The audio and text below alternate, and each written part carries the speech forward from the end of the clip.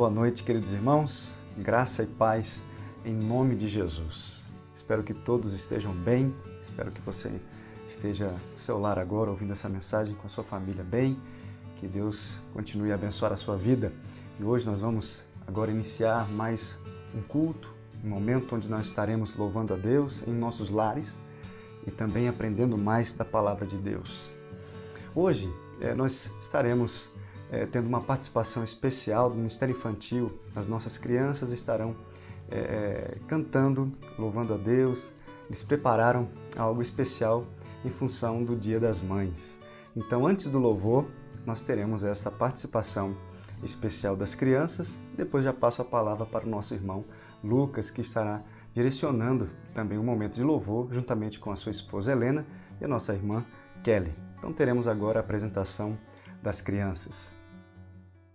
Mamãe, eu não sei o que dizer, eu não sei o que seria sem você. Você me deu amor, me deu carinho, e hoje eu agradeço com um beijinho.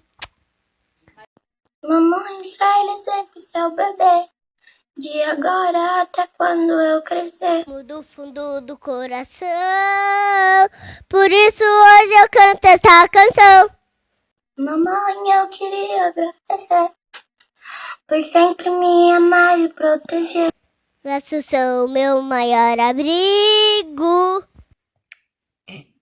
Eu estou longe do perigo. Mamãe, eu não sei o que dizer, eu não sei o que seria sem você. Você me deu amor, me deu carinho, e hoje eu agradeço com um beijinho. Mamãe, serei sempre seu bebê, de agora até quando eu crescer. Te amo do fundo do coração, por isso hoje eu canto essa canção. Mamãe, eu queria agradecer por sempre me amar e proteger. Seus braços são o meu maior abrigo, no seu colo estou longe do perigo.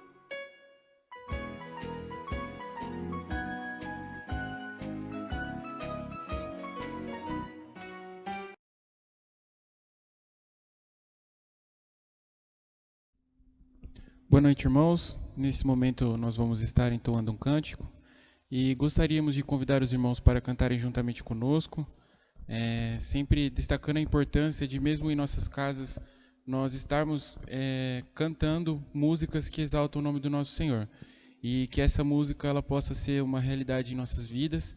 Ela tem uma letra muito profunda e que nós possamos viver esta música através das nossas atitudes.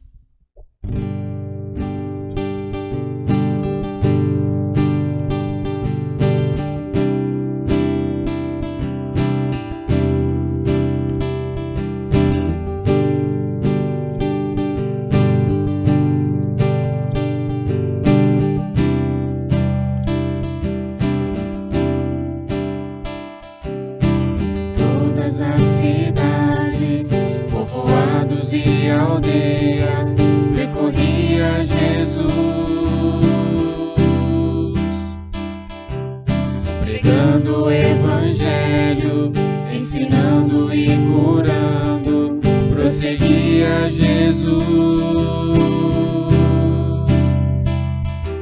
Vendo as multidões, cheio de compaixão, a seara é grande demais. Todas as cidades, povoados e aldeias, percorreremos,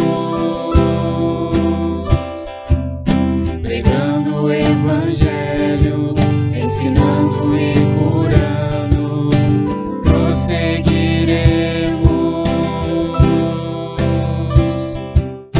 Somos igreja, os trabalhadores, somos teu corpo, Jesus.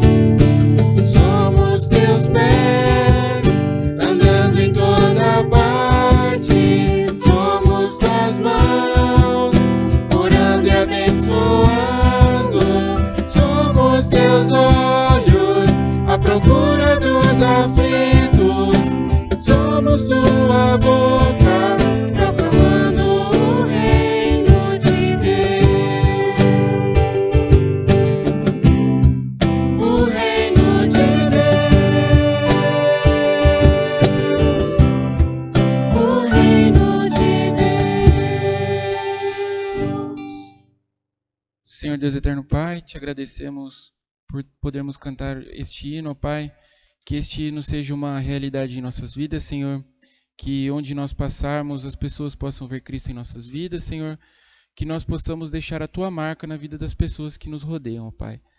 Que o Senhor esteja trazendo a cura espiritual para aqueles que necessitam, Pai, porque essa é a principal cura que o homem necessita, Senhor.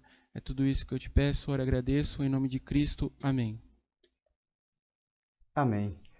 Que possamos estar disponíveis para a obra de Deus, como diz esse cântico, essa música que tem uma letra muito linda e fala a respeito daqueles que doam seu tempo, a sua vida para trabalhar na obra de Deus. Que possamos ser realmente testemunhas do Senhor. Queridos, hoje nós vamos continuar estudando o livro de Atos. Nós temos estudado, já estamos aqui agora no capítulo 6 entrando. E hoje nós iremos olhar o problema, ele enaltece, não diminui. Então, isso que nós vamos falar hoje, que o problema, ele enaltece e não diminui. Atos capítulo 6, do verso 1 ao 7. Abra sua Bíblia lá, nós estaremos estudando esse trecho da palavra de Deus. Domingo passado estudamos o testemunho dos apóstolos. Eles testemunhavam com muitos sinais e prodígios. Esse testemunho gerava também grande admiração entre o povo, e não só admiração, mas também gerava conversões, as pessoas aceitavam a Cristo movidos por aquele testemunho dos irmãos, dos apóstolos. O testemunho daqueles irmãos também atraía inveja. Não só inveja, mas também sofrimento, como vimos, eles foram presos, sofreram, apanharam. E também, por último, olhamos que Deus, ele está observando o testemunho de seus filhos. Meus queridos irmãos, graças a Deus, a igreja cresceu. A igreja estava crescendo. Um grupo pequeno já se tornava bem maior porque o Senhor acrescentava. Como diz lá Atos capítulo 2, verso 47, já era uma multidão. E com esse crescimento, como já falamos no capítulo 5 de Ananias e Safira, aquele problema, com o crescimento, problemas começaram a aparecer. Ainda hoje, nós continuamos a enfrentar problemas. Aí na igreja que está crescendo, a igreja que está trabalhando, ela enfrenta problemas, desde as construções de templos, questões administrativas, questões organizacionais, disciplinares e até mesmo os diversos ministérios e como harmonizá-los, como nós vamos integrar cada um, e às vezes isso gera um conflito, um problema. A igreja, ela então passa por problemas. A igreja, ela enfrenta conflito. Isso é normal para a igreja. Efésios capítulo 4, verso 16, diz assim: de quem todo o corpo, bem ajustado e consolidado, pelo auxílio de toda a junta, segundo a justa cooperação de cada parte, efetua o seu próprio aumento para a edificação de si mesmo em amor. É desta forma, irmãos. A igreja, mesmo em meio a conflitos, problemas, ela vai se ajustando, se consolidando ali pelo auxílio de toda parte, de todos os irmãos. Ela vai crescendo, o crescimento que vem de Deus. Nós iremos analisar hoje duas advertências para a igreja, duas advertências para a igreja. Mas antes, gostaria de convidar você a fechar os teus olhos nesse momento. Quero fazer uma oração pedindo que Deus fale aos nossos corações, use a sua palavra. Querido Deus, eterno Pai, nós te agradecemos, te louvamos por essa oportunidade de estarmos aqui neste momento, podendo ouvir a tua palavra, ser confrontado, ó Deus, e mudar a nossa vida, aquilo que precisa ser mudado, com base no Senhor e na sua palavra, nos seus ensinamentos. Ó Deus, fala em cada coração, Senhor, que a começar em mim possamos mudar a nossa vida para aquilo que o Senhor deseja, para a sua vontade, ó Deus, para realizar o teu querer. Nós te pedimos isso em nome de Jesus. Amém. Primeira advertência, meus queridos irmãos, para a igreja é que a igreja em crescimento não está imune a problemas. Precisamos nos atentar a isso. A igreja em crescimento não está imune a problemas. Essa igreja aqui de Atos, essa igreja primitiva, era uma igreja animada, era uma igreja empolgante, era uma igreja corajosa, vibrante. Estava em pleno crescimento, em desenvolvimento, e assim como todas as igrejas, ela cometia erros. Eles erraram. Mesmo com a liderança forte, os apóstolos que foram treinados pelo Senhor Jesus, com uma membresia comprometida, isso não garante a ausência de problemas. Isso não garante a ausência de problemas. Mesmo com uma liderança forte, uma membresia atuante, comprometida, nós teremos problemas, porque a igreja não está imune a problemas. Eu gostaria de olhar agora para o texto. Vamos ler o versículo 1 apenas, o verso 1. E somente a parte A. Diz assim a palavra de Deus, Atos 6, verso 1. Ora, naqueles dias, multiplicando-se o número dos discípulos, houve murmuração dos helenistas contra os hebreus. Primeiro problema que nós encontramos aqui é a murmuração. Como vimos, essa primeira advertência à igreja, ela não está imune a problemas. E nós enfrentamos aqui problemas na nossa igreja, e essa igreja enfrentou murmuração. E essa murmuração, ela não era sem razão. Essa murmuração, ela estava acontecendo por algo real, de fato. Estava acontecendo um problema. Por isso os irmãos começaram a murmurar. Sabe aquela conversa de estacionamento? Estão ali parados, conversando no corredor da igreja, quando vai visitar o irmão, e aí começa a comentar e falar, e aquela murmuração, e aí se torna em fofoca. Então isso que estava acontecendo aqui. Isso que estava acontecendo, murmuração. E aqui não era apenas uma murmuração, era algo muito mais sério, irmãos. O problema aqui era muito mais profundo. Não era apenas a questão das viúvas, porque nós lemos aqui, porque as viúvas deles estavam sendo esquecidas na distribuição diária, e nós vamos falar sobre isso. Mas o problema era muito mais sério. Sabe por quê? Eu vou explicar aqui para os irmãos, para todos nós, que havia dois tipos de judeus na igreja primitiva. Dois tipos de judeus. Os judeus helenistas e os hebreus. Os judeus da Palestina eram também conhecidos assim. E estes hebreus, ou judeus da Palestina, eles eram muito comprometidos com as escrituras hebraicas. Eles falavam fluentemente o hebraico e o aramaico. Valorizavam essa questão da cultura hebraica. A terra, eles valorizavam muito isso. Já os judeus helenistas são os que escolheram viver fora da Palestina, que preferiram conhecer novos lugares, que vieram da dispersão. E esses judeus, eles falavam grego. E eles também estavam influenciados ali com a cultura grega. Eles foram influenciados pela cultura grega.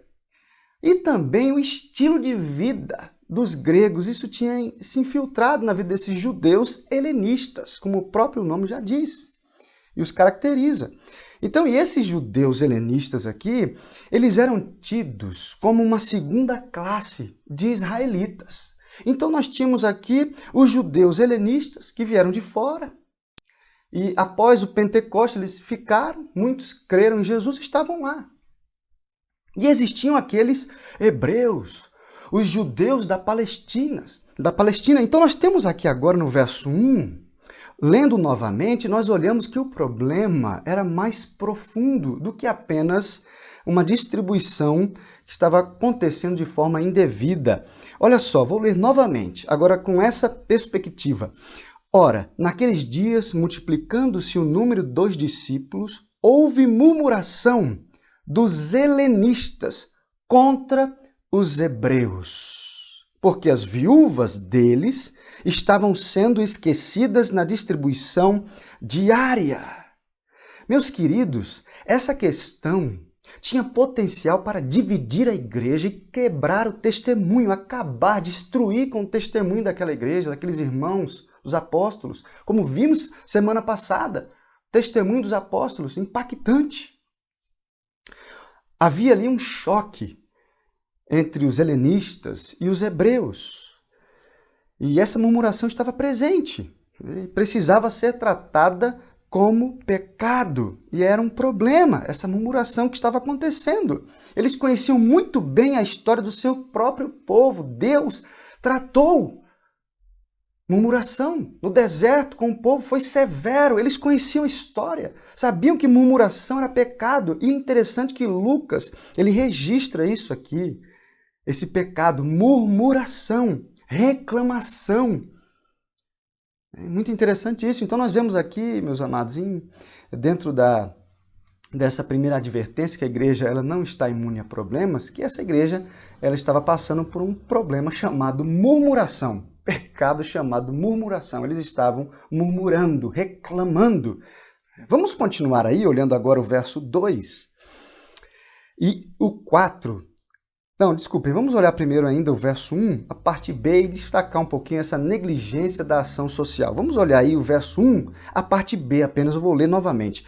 Porque as viúvas deles estavam sendo esquecidas na distribuição diária. Meus amados, outro problema que nós encontramos aqui nessa igreja é a negligência na ação social. Negligência na ação social. As viúvas estavam sendo esquecidas. As viúvas estavam sofrendo, porque alguém estava esquecendo de ajudá-las. Estavam passando necessidade. Por isso que aconteceu aquela murmuração, por isso que eu disse aqui no início, que a murmuração não era sem razão. E o interessante aqui é que nós precisamos nos atentar e olhar com mais carinho essa situação aqui, porque após o Pentecostes, os apóstolos eles tinham se tornado responsáveis por toda a obra na igreja. Eles tinham que realizar tudo, porque muitos bebês espirituais estavam nascendo, milhares. Eles não tinham como delegar tarefas e responsabilidades.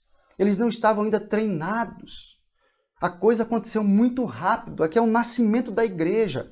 Eles não tinham o Novo Testamento pronto, escrito, para os auxiliar. Irmãos, aqui foi bem difícil para os apóstolos. Nós não podemos, claro, dizer que isso justifica o erro, a negligência, não.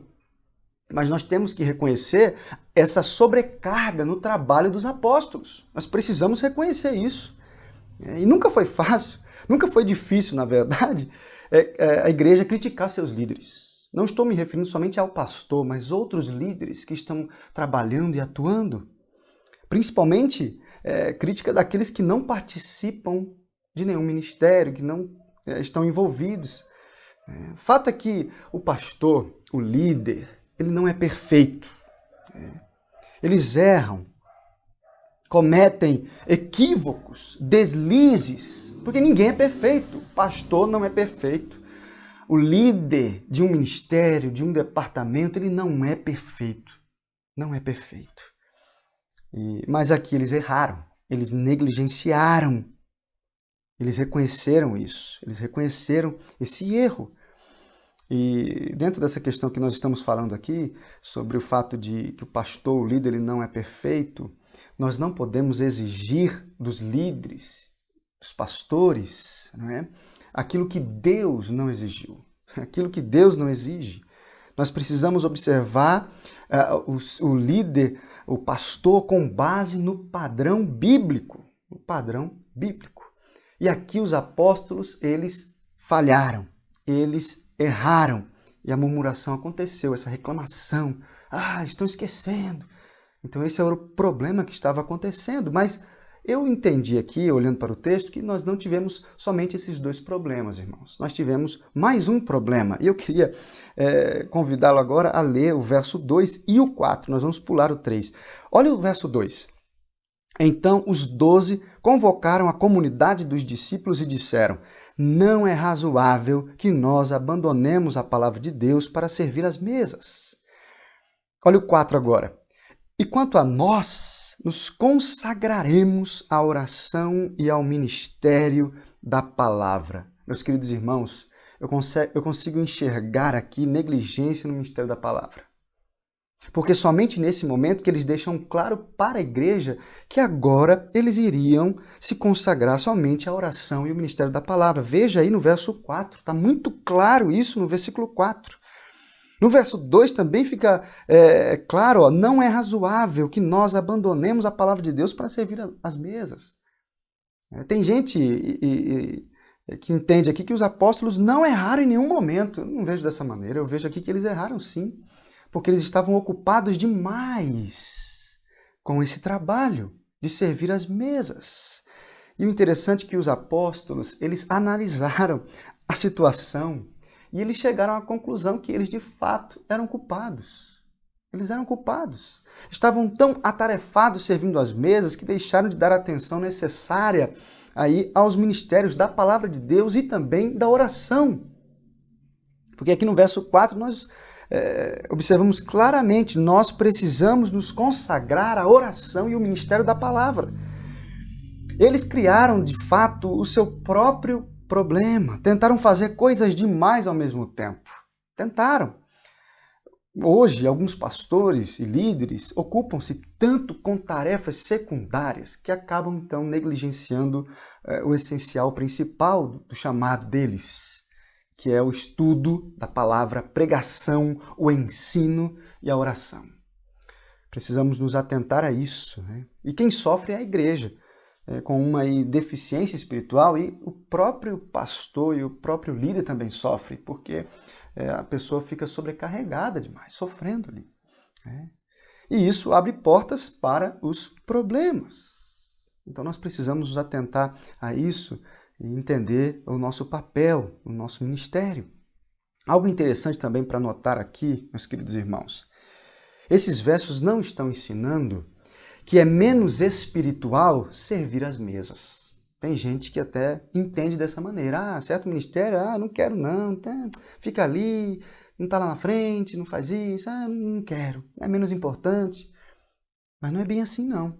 Aqui nesse texto, não está sendo ensinado isso, que os apóstolos, agora não vamos servir mesmo, vamos se dedicar à oração e à palavra. Aqui nós não estamos vendo os apóstolos transmitindo isso, não é nada disso, isso não tem nada a ver com grandiosidade aí, do ministério, e sim prioridade do ministério. Irmãos, há muito a ser feito na igreja. E na verdade, muitas vezes, muitas pessoas também acham que podem abraçar tudo. E aí acaba, então, sofrendo, negligenciando. Por quê? Por falta de voluntários. A gente acha que nós precisamos fazer isso e aquilo, e não tem voluntário, a gente acaba, então, fazendo. E a gente acaba sofrendo e errando, falhando com outras áreas que era a nossa responsabilidade. Então nós precisamos prestar muita atenção nisso, porque os apóstolos aqui estavam sofrendo com isso, abraçando muita coisa, até que chegou no limite. Aqui é o limite, onde tem que ser estabelecido líderes auxiliares, homens para trabalharem e ajudarem. É muito interessante. Então, isso não dá certo, a gente querer abraçar tudo e tentar resolver as coisas. Você que é líder, pastor, não queira abraçar tudo, porque isso não vai dar certo, né? Acabaremos aí negligenciando alguma coisa, alguma área do ministério. Então, meus queridos, nós vimos aqui nessa primeira advertência que a igreja, ela em crescimento, não está imune a problemas. A igreja, ela passa por problemas. Nós vimos aqui que os líderes estavam com problemas. Não só os irmãos que estavam murmurando, fofocando, se queixando. Não. Os líderes estavam negligenciando o auxílio daquelas viúvas, a ajuda para aquelas irmãs. E também da palavra de Deus e da oração, que era o ministério deles. Veja, verso 4 aí destacando claramente, nós devemos nos consagrar à oração, ao ministério da palavra. Então eles estavam falhando, porque eles tinham muitas responsabilidades, estavam abraçando muita coisa. Imagina, irmãos, uma igreja com 7, 10 mil membros ali crescendo, muitos que não sabiam nada, estavam sedentos por aprender mais. Não tinha como os apóstolos, então, ali delegarem muitas coisas. Então, a primeira advertência para a igreja é que ela passa por problema. Ela não é imune a problema.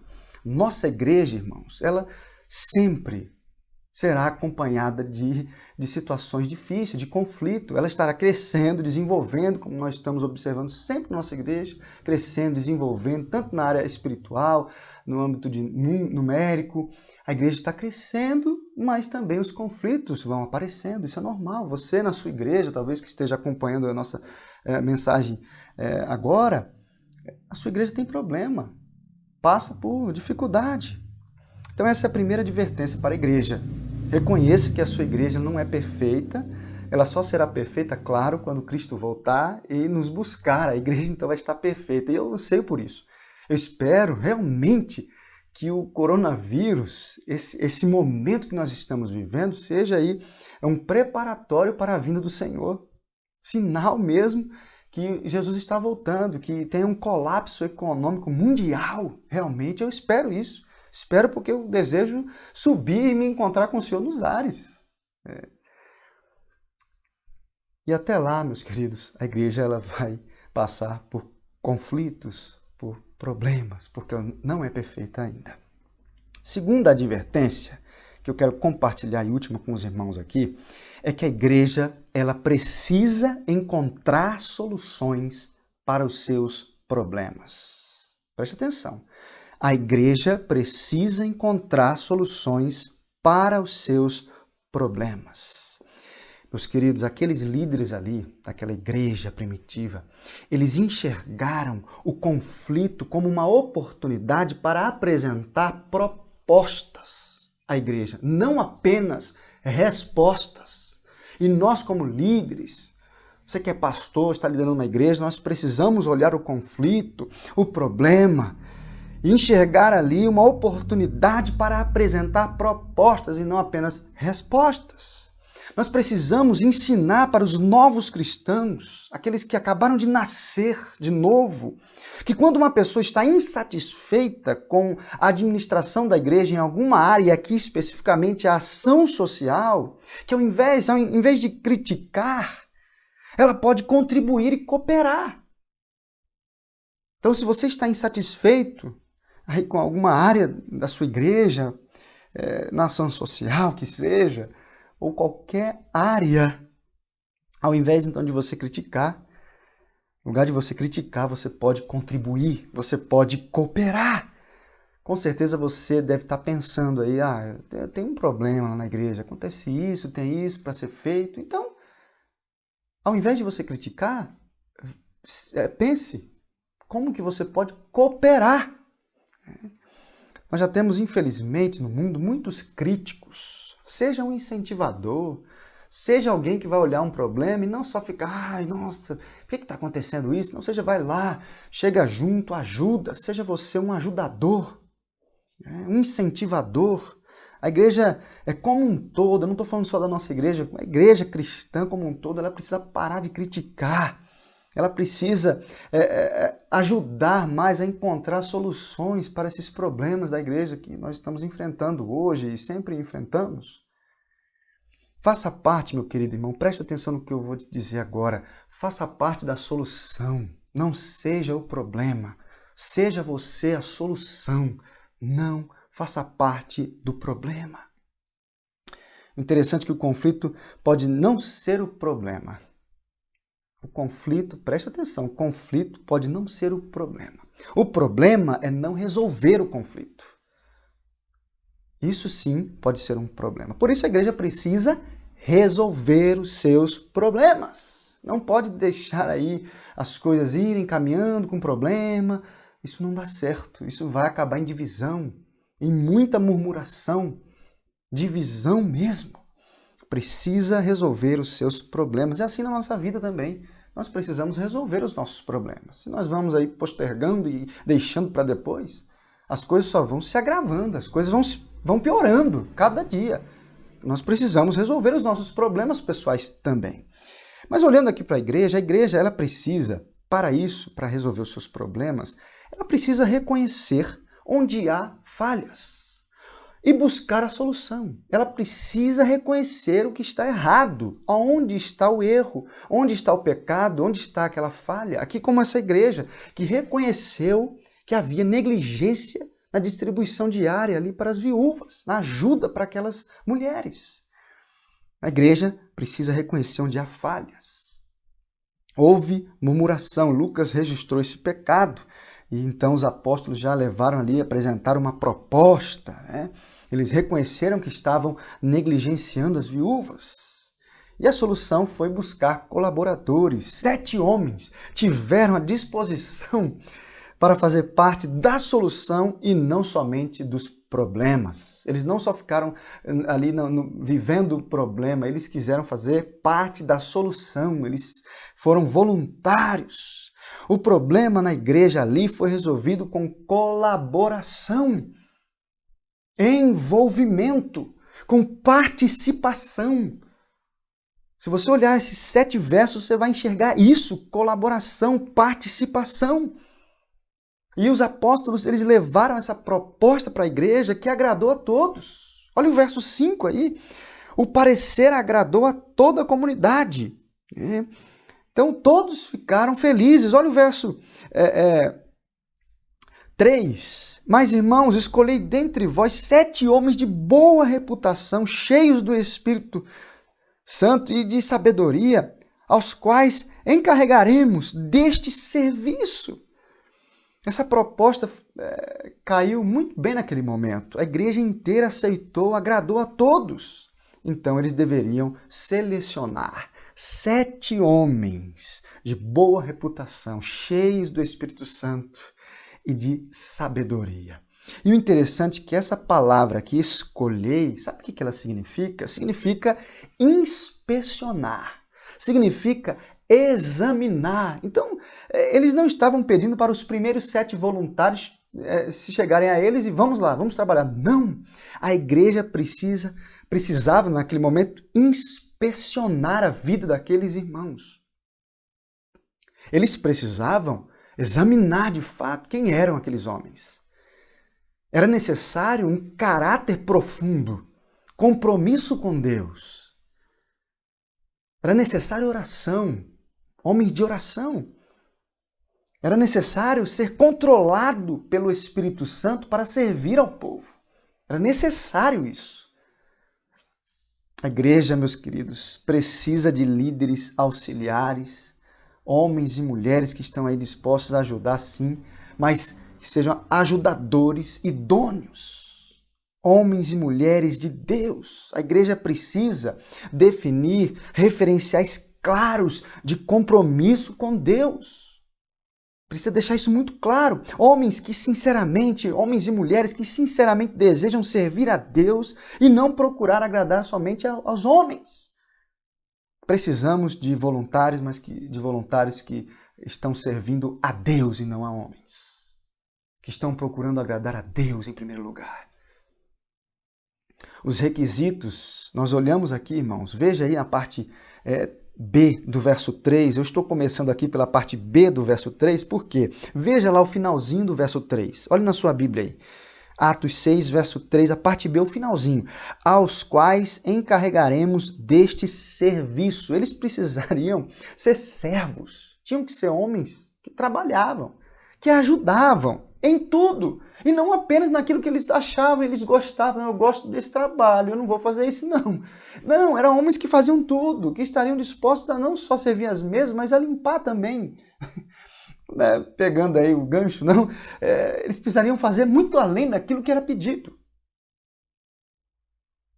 Nós precisamos, irmãos, ir além. E esses homens aqui foram escolhidos porque eles eram servos. Eles ajudavam em tudo. Eles já estavam vivendo isso ali no seio da igreja. A igreja percebeu que eles eram homens que serviam, que ajudavam em tudo, não só naquilo que eles gostavam. Com certeza a igreja não iria indicar homens ali que faziam só o que eles queriam, ou que eles gostavam, que eles se sentiam bem. Não. Uma expressão aí muito conhecida, falada, é um pau para toda obra. está disposto a fazer tudo. É uma expressão chula, mas que expressa muito bem isso aqui. Eles estavam dispostos a trabalhar em tudo.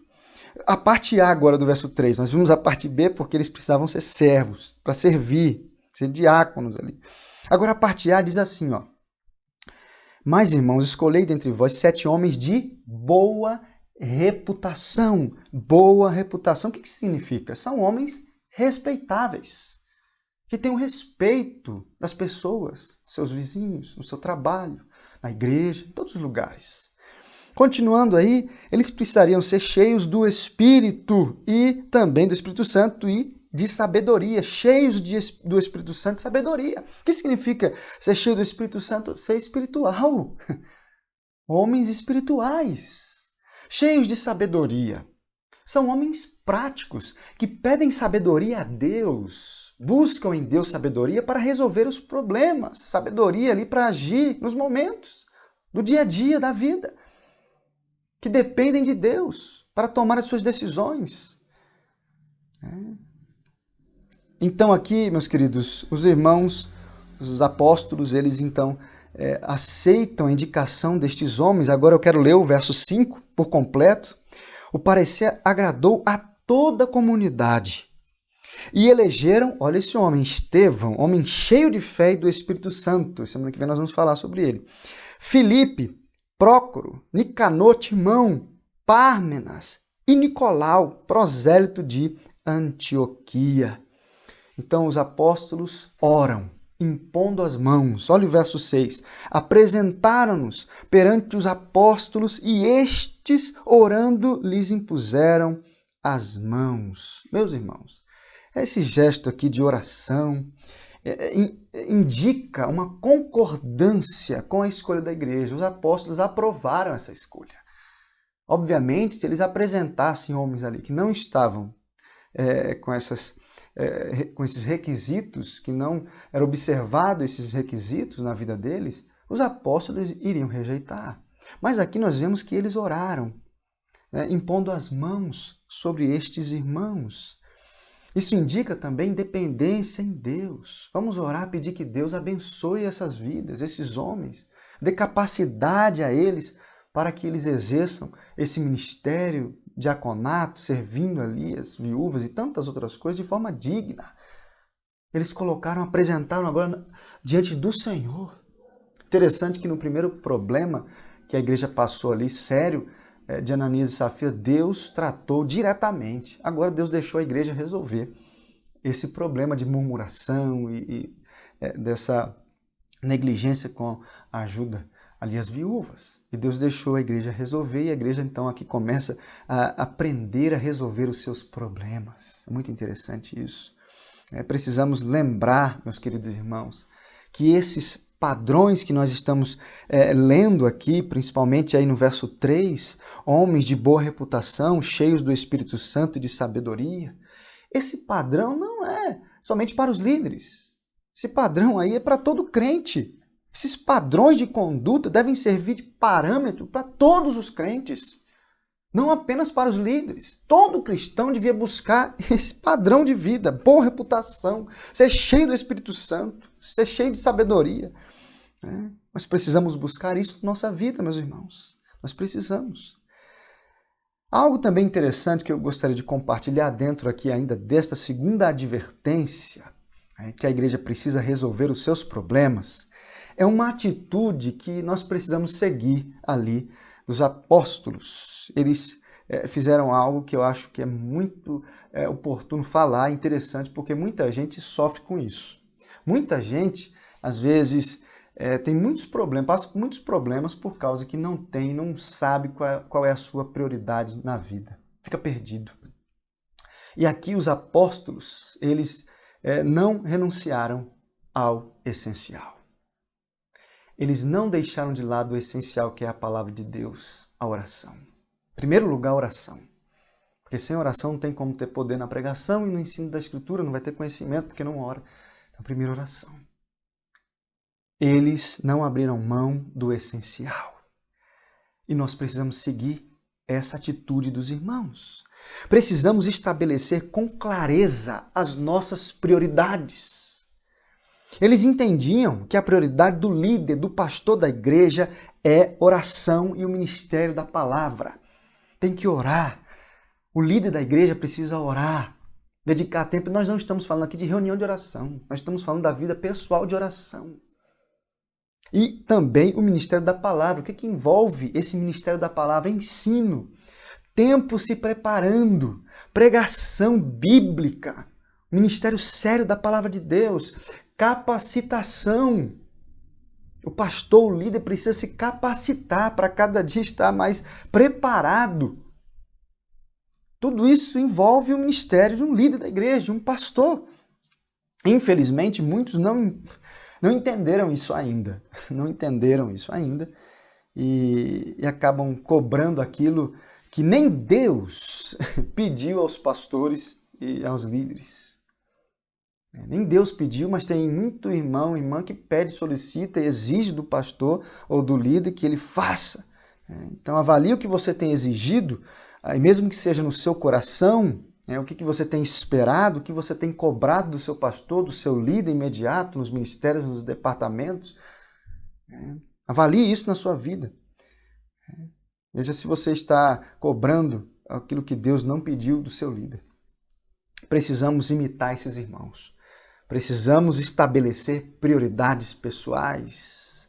Você sabe o que é prioridade na sua vida? Você sabe o que é prioridade na sua vida, meu querido irmão, minha querida irmã? Muita gente está perdido nesse aspecto da sua vida e fica aí sem saber o que fazer. Ou então priorizando o que não é prioridade de fato e perde.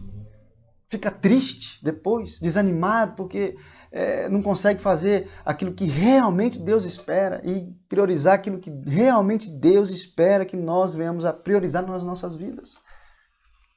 Quero falar um pouquinho sobre isso. Segundo a Bíblia, existe uma escala em que nos guia em nossas prioridades. E preste muita atenção nessa escala aqui. Eu não vou ler os textos todos, porque senão nós vamos nos prolongar demais aqui, mas eu vou citá-los. Mateus capítulo 22, do 37 até o 39, nós vamos enxergar uma ordem clara para a nossa vida, que nós devemos amar o Senhor acima de tudo e de todos. Nós devemos também amar o nosso próximo. Então, em primeiro lugar, esse guia, essa escala, em primeiro lugar, nós devemos amar o Senhor acima de tudo. Em segundo, amar o nosso próximo. Mas aqui o próximo eu vou resumir de uma forma bem clara, que seria o seu cônjuge. Seria o seu cônjuge em segundo lugar. Se você não é casado, então você tira isso aí e coloca a família no lugar, que é o terceiro lugar. Terceiro na escala das prioridades. Primeiro, amar o Senhor acima de tudo. Segundo, amar o próximo, que é o seu cônjuge. Nós estamos falando aqui sobre prioridade pessoal na vida. Nós não estamos falando sobre o conceito do amor ao próximo como um todo. Não, nós não estamos falando sobre isso. Nós estamos falando sobre prioridades pessoais. Que nós devemos amar o Senhor, amar o nosso próximo, mas aqui é o seu cônjuge. A vida com o seu cônjuge ali. E depois, em terceiro lugar, a família. Isso aí inclui o seu irmão, seu pai, sua mãe, seu avô, sua avó, aí o seu tio, o seu primo, e assim vai. Você que vai qualificar isso na sua vida. E depois da família vem o trabalho, porque o trabalho não está acima da família, não está acima do seu cônjuge, não está acima de Deus. Então aí vem o trabalho. E as outras áreas? E agora eu quero ir para outro texto das Escrituras, Efésios capítulo 5, do verso 15 até o capítulo 6, verso 10, vai aí confirmar essa ordem de prioridades. Aqui nesse texto, Paulo ele fala sobre aproveitarmos melhor o nosso tempo, entendendo quais são as nossas prioridades. Paulo segue as prioridades bíblicas que nós já falamos aqui. Veja aí, do versículo 17 ao 21, ele fala para obedecer à vontade do Senhor. Nós devemos obedecer à vontade do Senhor e ser cheio do Espírito Santo. Então, em primeiro lugar, obedecer ao Senhor.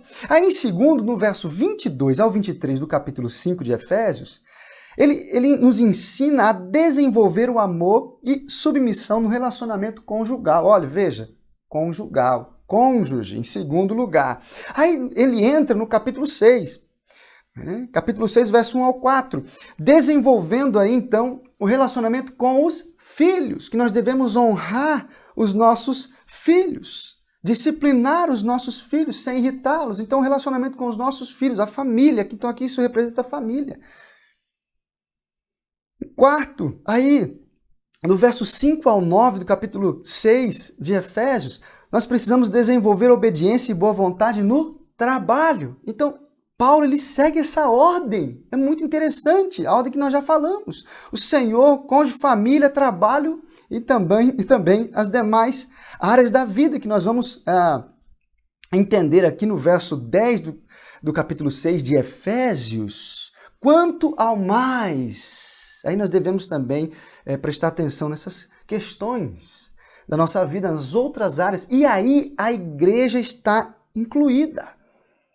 A nossa vida eclesiástica, o nosso envolvimento na igreja está incluído aqui em quinto lugar. E existe uma tensão, porque muita gente fala que não, como nós devemos amar o Senhor acima de tudo, a igreja está aqui e está acima. Não, não é bem assim, não. Isso eu também não quero dizer aqui que você vai abandonar a igreja porque alguém da sua família fala, não vai para a igreja, você não vai mais, fica em casa, você não precisa ir hoje. Não é isso. Também você tem que pesar, ter sabedoria para tomar as decisões corretas. Não é porque a igreja está ali abaixo do trabalho, abaixo dos seus filhos, do seu cônjuge, da sua esposa, do seu esposo e também de Deus, é que você vai aí deixar a igreja, olhando para essa escala de prioridades, você vai deixar a igreja ali de lado. Não. Nós precisamos ter bastante sabedoria. Então, na sua vida, meu querido, preste atenção nas prioridades que Deus estabelece. Porque o nosso envolvimento em cada atividade da vida precisa seguir as prioridades do Senhor a quem nós servimos. Porque senão nós vamos servir ao Senhor, mas não vamos priorizar aquilo que Ele espera de nós. As nossas prioridades, Deus já colocou, as nossas prioridades estão aqui. Muita gente vive infeliz porque não entendeu ainda essa prioridade, essa escala de prioridade. Então, meu querido, se você está ouvindo isso aqui agora, preste atenção na sua vida. Vê o que tem sido prioridade na sua vida. E começa a corrigir aquilo que precisa ser corrigido. Colocar ali a prioridade no lugar certo. Talvez, se você não concorde com isso, essa escala de prioridade, você mude alguma coisa, fique à vontade. Mas aqui a palavra é muito clara. Então nós precisamos imitar esses irmãos. Os apóstolos entenderam isso aqui no ministério da igreja. Olha, a nossa prioridade não é servir as mesas, não é ajudar nesse quesito, mas é sim oração, é sim a palavra de Deus, o ensino, a pregação. Os apóstolos entenderam isso, meus irmãos, e nós precisamos seguir esse exemplo desses apóstolos aqui, desses irmãos que tomaram uma decisão séria. Aí no verso 4 que está a chave do que nós estamos falando, olha, nós iremos nos consagrar à oração e ao ministério da palavra. Então nesse momento aqui eles estabelecem isso para a igreja, olha, não peçam outra coisa, nós vamos agora nos dedicar à oração e ao ministério da palavra, do ensino. Então você que é pastor, meu querido, você que é líder, que está exercendo aí liderança na igreja, preste atenção no ministério que Deus colocou para você. Oração e ensino. Oração e ensino, a palavra de Deus. Meus amados, qual foi o resultado de tudo isso? Os irmãos aí reconhecerem os erros ali naquela igreja, na igreja, e também buscar soluções, né, sensatas. Qual foi o resultado? Com certeza, bons resultados. Vamos olhar o verso 7. Dá uma olhadinha no verso 7. Crescia a palavra de Deus e em Jerusalém se multiplicava o número dos discípulos. Também muitíssimos sacerdotes obedeciam à fé. Meus queridos, que interessante o resultado da atitude daqueles apóstolos, a atitude daquela igreja em se unir para resolver aquele problema. E o testemunho mais forte ainda, porque nós vemos aqui houve um crescimento na palavra de Deus. Observe o verso 7 com atenção. Crescia a palavra de Deus. Há um destaque aqui. Então veja a negligência que estava ali acontecendo na palavra de Deus, dos apóstolos, porque eles estavam envolvidos com outras questões. E aqui, então, agora nós vemos a palavra de Deus crescendo, porque eles estavam se dedicando à palavra de Deus, ao ensino e também, claro, obviamente, à oração. Resultado positivo.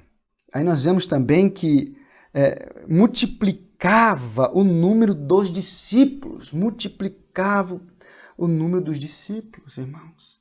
Muitos obedeciam à fé, até mesmo os sacerdotes. Até mesmo os sacerdotes, porque a palavra de Deus estava sendo pregada ali por aqueles apóstolos. Então, meus queridos, nós precisamos observar o que nós temos de exemplo aqui. É fantástico nesses poucos versos da palavra de Deus, 7 versos, mas nós temos ensinamentos aqui que são fundamentais para a igreja, princípios que devem ser observados na nossa vida pessoal e particular, prioridades que nós devemos ter na nossa vida. Gostaria de concluir dizendo que as dificuldades, tanto na igreja como na sua vida, elas são inevitáveis. Elas são inevitáveis, mas não são invencíveis. Não são invencíveis. Nós podemos ultrapassar os problemas, os conflitos. Eles são inevitáveis, mas não são invencíveis. Nunca se esqueça disso. Com sinceridade, boa vontade, amor, submissão, as dificuldades, elas serão superadas. Isso dentro da igreja, isso dentro da sua família, isso na sua casa, lá com seus vizinhos. Se a boa vontade, a sinceridade, o amor estiver presente, os problemas, as dificuldades serão superados. No seu trabalho, lá no ambiente de trabalho que passa ali 8, 12 horas por dia trabalhando, se tiver boa vontade, se tiver amor, se tiver sinceridade, as dificuldades serão também superadas. E aqui olhando para a igreja, quando todos estiverem atentos, impedindo aí o pecado na vida da igreja, as dificuldades não irão abalar tanto a igreja. Porque todos estarão atentos, procurando aí observar a palavra de Deus, os ensinos, agradar o Senhor. Foi através da dificuldade, irmãos, que aquela igreja se mobilizou, que homens foram levantados, líderes auxiliares foram levantados, homens de fé, homens cheios do Espírito Santo, cheios de sabedoria.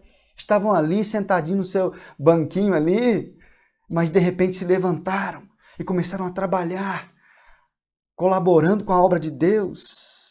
Então foi através da dificuldade que a igreja se mobilizou. Isso significa o quê? Que a igreja tem dentro dela os recursos necessários para resolver seus conflitos e suprir também as suas necessidades. Toda igreja tem essa capacidade de resolver os seus problemas e tem recurso necessário para isso.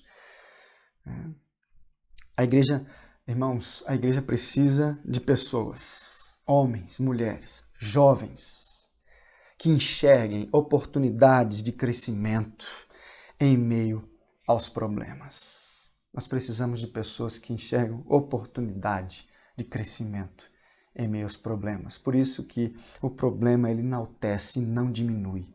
Quando nós ultrapassamos o problema, a igreja, aqui no caso a igreja cresceu, desenvolveu, a palavra de Deus cresceu, crescia a palavra de Deus, como diz aqui o verso 7, multiplicava o número de discípulos.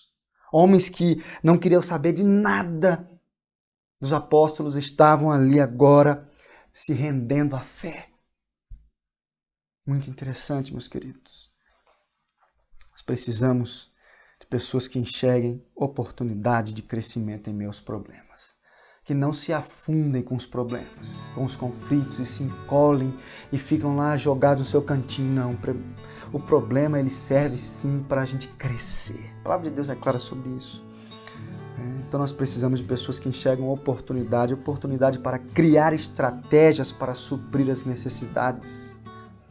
Oportunidade para identificar e superar com a igreja as dificuldades. Como é triste, irmãos, ver aqueles que, quando a igreja está passando por um momento difícil, some, não está junto ali para superar o problema, ter uma ideia, usar o seu tempo, o seu recurso para poder então ajudar de alguma maneira. Oportunidade para reafirmar as prioridades, meus queridos. Oportunidade para discernir quando trabalhar e quando delegar tarefas. Oportunidade, e por último aqui, para concluir, depender de Deus orando e também trabalhando. Como nós cantamos hoje, essa música tão linda, Trabalhadores, fala de homens e mulheres que trabalham na obra de Deus. Nós vemos aqui nesse texto, irmãos, homens voluntários, colaboradores. Com certeza muitas mulheres estavam ali auxiliando e trabalhando também. Nós precisamos de trabalhadores. A seara é grande, mas são poucos os trabalhadores. Seja você a solução e não o problema. Seja você aquele que vai colaborar, que vai acrescentar. Que Deus nos ajude, irmãos. Que Deus nos capacite a ser bênção, assim como esses irmãos. Assim como Estevão, que nós vamos estudar na semana que vem. Seguindo aqui Atos capítulo 6. Meus queridos, que Deus ajude você cada dia a servi-lo de forma a agradar o coração do Senhor, o nosso Deus. Nos ajude, cada um de nós, a viver em comunidade, na igreja, de uma forma exemplar, testemunhando o Senhor. Que Deus abençoe as nossas vidas. Até domingo que vem. Uma boa noite a todos.